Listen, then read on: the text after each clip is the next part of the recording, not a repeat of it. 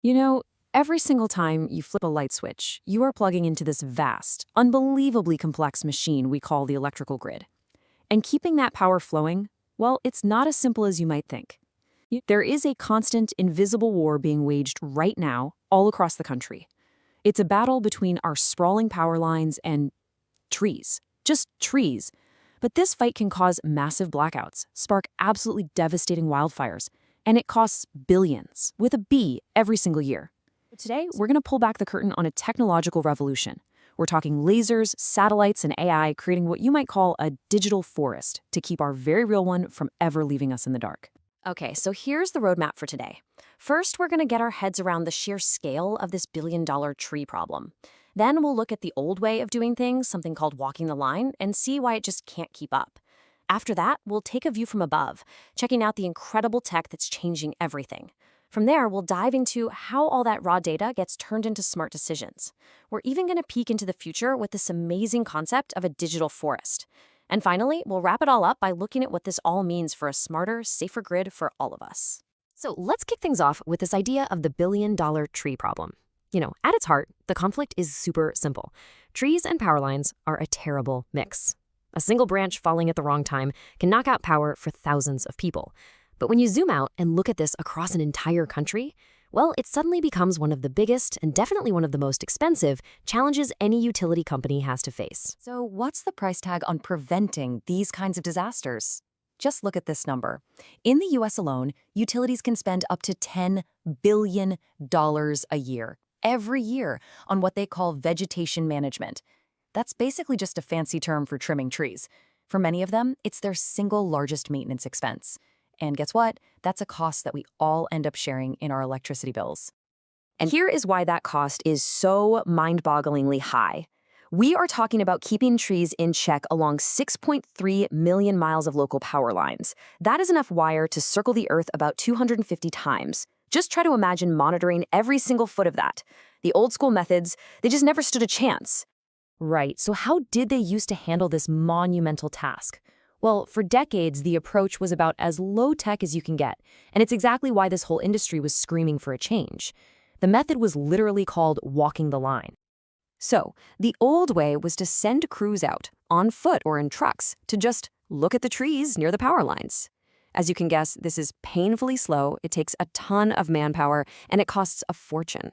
Even worse, it's totally subjective. What one person thinks is a dangerous tree, another might just walk right by.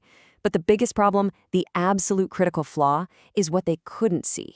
These patrols were focused on the right-of-way, which is that cleared path directly under the lines. But it turns out most outages aren't caused by those trees. They're caused by fall-ins, trees that are outside that cleared path but are tall enough to fall into the lines. And from the ground, those are almost impossible to spot.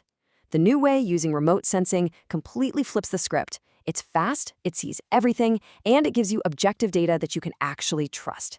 It sees the entire forest, not just the little path beneath the wires. So what exactly is in this new high-tech toolkit? The real game changer here is a total shift in perspective. Instead of having people on the ground looking up, utilities are now looking down from the sky, using this powerful suite of technologies mounted on planes, helicopters, and even drones. Now, the heart of this entire revolution is a technology called LiDAR. It's an acronym for light detection and ranging. And honestly, the easiest way to think about it is like radar, but instead of radio waves, it uses laser beams. A sensor, usually on an airplane, shoots out hundreds of thousands of laser pulses every single second. By measuring the tiny amount of time it takes for each pulse to hit something, the ground, a power line, a single leaf, and bounce back, it calculates distance with mind-blowing precision. And this is what you get. It's absolutely brilliant. This is not a flat photograph. It's called a point cloud. It's millions upon millions of individual measurements that, when you put them all together, create a perfect, measurable, three-dimensional digital replica of the real world. You can see every single pole, every wire, and, this is the key, every single tree and branch in that whole corridor. You can fly through it on a computer, spin it around, take measurements. It's a level of understanding that was just impossible before. And this slide really drives home why detail matters so much. On the left, you've got a standard 10-meter resolution satellite image. The power line corridor is, well, it's just a fuzzy green line, right? You can't make out any details. But look at the right. This is 0.5-meter resolution. Suddenly, everything snaps into focus. You can see individual trees, you can see their shape, you can see how close they are to the lines. Both LiDAR and these high-res images give utilities this incredible level of clarity. And it all boils down to a simple rule. You just can't manage what you can't clearly see. Okay, so collecting billions of these data points is one thing. It's super cool, but it's totally useless if you can't make sense of it all. So how do you take this massive, beautiful 3D model and turn it into a simple, clear plan that prevents the next blackout? Well, that's where the magic of software and artificial intelligence really kicks in. The first thing that happens is that machine learning algorithms tear through the data and automatically classify everything. They figure out, okay, that's the ground, that's a building, those are the poles and wires. Then they zero in on the vegetation and automatically categorize the threats into 3 main buckets. You've got grow-ins, those are the trees growing up from right underneath the lines. You've got overhangs, these are branches hanging right over the lines, ready to drop with a bit of snow or ice. And then you have the big one, fallens. These are the sneaky ones, the trees outside the main corridor that are tall enough to hit the wires if they were to fall, the very ones the old foot patrols used to miss. But what really matters here is proximity. The system doesn't just see a tree that's kinda close to a wire. No, it measures the exact 3D distance from every single branch to that wire, down to the inch. It creates these virtual buffer zones, you can see them here color-coded, around the power lines. So Zone 1 in red might be a critical danger zone. Anything within, say, 1.5 feet, while Zone 5, further out, is more of a, let's keep an eye on this area. Any branch that pokes into one of these zones gets an automatic red flag. So, after all that incredibly complex analysis, it all gets boiled down into something beautifully simple for the crews who have to do the actual work: a heat map. This map shows the entire grid and it's color-coded by risk. The green sections, all clear, no problems there. The yellow and orange areas, okay, moderate risk, something to watch. But the red zones? Those are the hot spots. Those are the places where trees are dangerously close to the lines and action is needed now. This lets utilities completely stop guessing and start prioritizing, sending their teams exactly where they're needed most. Now, identifying problems that already exist is a massive leap forward. But what if you could stop problems before they even begin? What if you could, in a way, see into the future? Well, that's the next evolution of this technology. And it's where we get the idea of the digital forest. This is the question that changes the entire game. This is what shifts the whole industry from being reactive, waiting for a problem and then fixing it, to being predictive. Instead of just mapping where the trees are right now, the goal is to forecast exactly where they're going to be next month, next summer, even 5 years from now. It's about stopping an outage before it even has a chance to happen. And the answer is something called a digital twin. The best way to think of it is like a super realistic SimCity, but for the entire power grid and the whole ecosystem around it.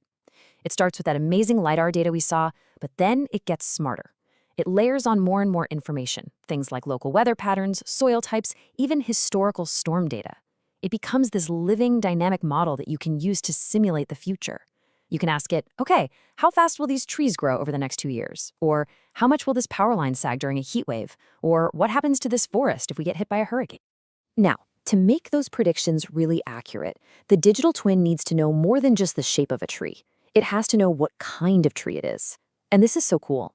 By combining that 3D LiDAR data with high-resolution imagery that sees different spectrums of light, AI can actually identify tree species from the air with incredible accuracy. And why does that matter so much? Well, because a fast-growing pine tree is a totally different kind of risk than a slow-growing oak. So by populating this virtual world with the correct species-specific models, the whole simulation and the risk forecast becomes unbelievably precise. Okay, so let's bring this all home. We've seen the tech, from lasers flying through the sky to these incredible AI simulations. But what does all of this really mean for the power that you and I rely on every single day? Well, for starters, it brings a whole new level of accountability. This tech doesn't just find the problems, it gives you a data-driven way to prove that the work was actually done, and done right. A utility can scan a corridor before they send the trimming crews out, give them a precise digital work order, and then scan it all again when they're finished. This before and after data provides cold, hard proof that the risk was eliminated. It ensures that those billions of dollars we talked about are actually being spent effectively. At the end of the day, what this all comes down to is a fundamental shift in strategy. The old way was what you'd call time-based. It was, okay, we trim every tree on this circuit every 5 years, whether it needs it or not. It was super inefficient. You wasted money on safe areas while dangerous spots could be totally missed. The new way is risk-based. It uses data to focus time, money, and people on the places with the highest risk at the exact moment that risk becomes critical. It's all about working smarter, not just harder. And that kind of leaves us with a final, bigger thought. We tend to think of innovation as building the next new, shiny thing, a new app, a new gadget. But maybe the most powerful innovation for our future isn't about building new things at all. Maybe it's about learning how to digitally see, understand, and manage the critical infrastructure we already rely on for our very lives. By creating a digital twin of our physical world, we can make it safer, about building more resilient, and more efficient than we ever thought possible. All to make sure that the next time you flip that switch, the lights just come on and they stay on.